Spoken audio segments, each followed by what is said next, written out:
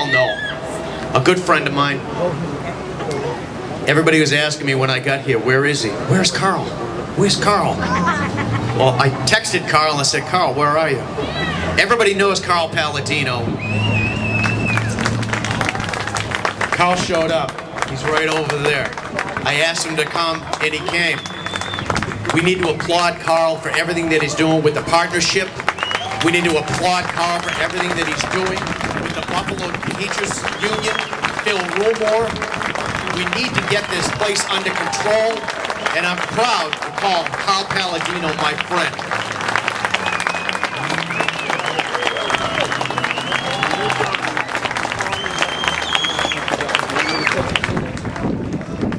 Hello.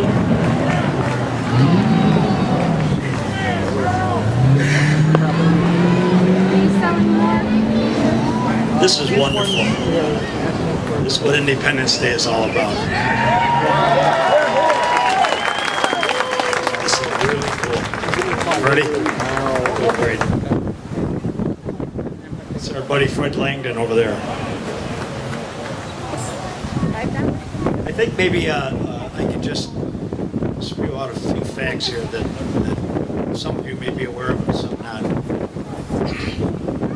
At the present time, I'm asking the partnership, which holds itself out as the leadership of private sector leadership in Western New York, to discharge Andrew Rudnick.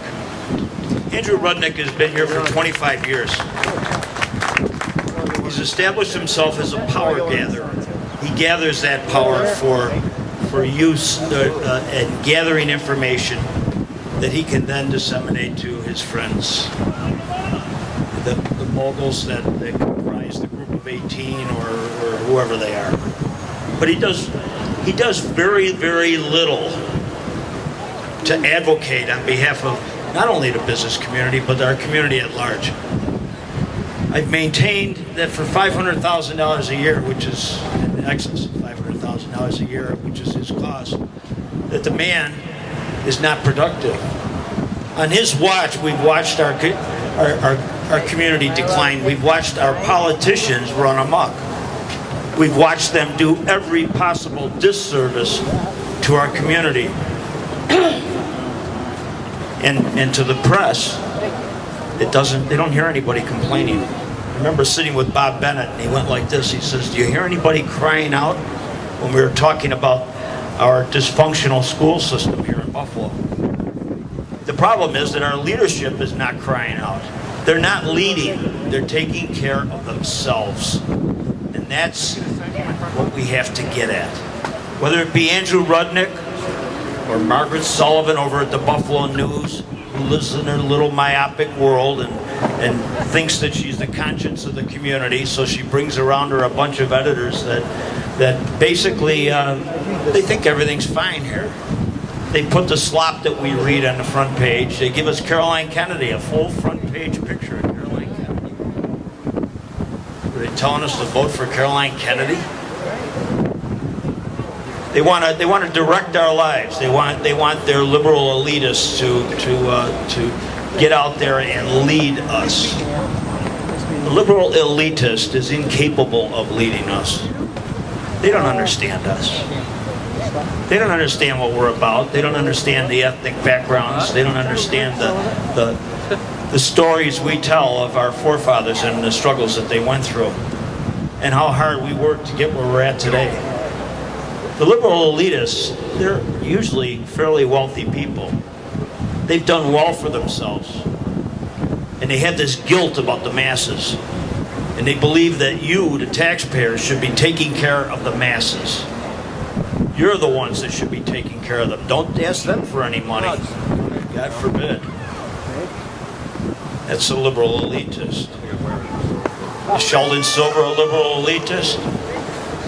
Sheldon Silver is one of the most greedy, miserable human beings you've ever met in your life. Sheldon Silver had a chief of staff. Her name was Patty Lynch. And when the government, when the administration proposed a compact with the Seneca Indians, if you remember, the Senate passed the compact very quickly, but it was held up in the Assembly. Why was it held up in the Assembly? It was held up in the Assembly simply because Sheldon Silver wouldn't let it go to the floor. And why didn't he let it go to the floor? Because Mr. Green hadn't arrived yet. So he had Patty Lynch resign her position as chief of staff of his office. And Patty Lynch went out and registered as a lobbyist. And the day after she received a $500,000 fee from the Seneca Indians, the compact was allowed to go to the floor and be confirmed. Now that's generally known to most of the people in the know in the state. It's little known to the people. But that's a typical example of the corruption of that government down there. And as the prior speaker said, Sheldon Silver is all about Sheldon Silver. No leader should be in office that long. No leader should have that kind of power.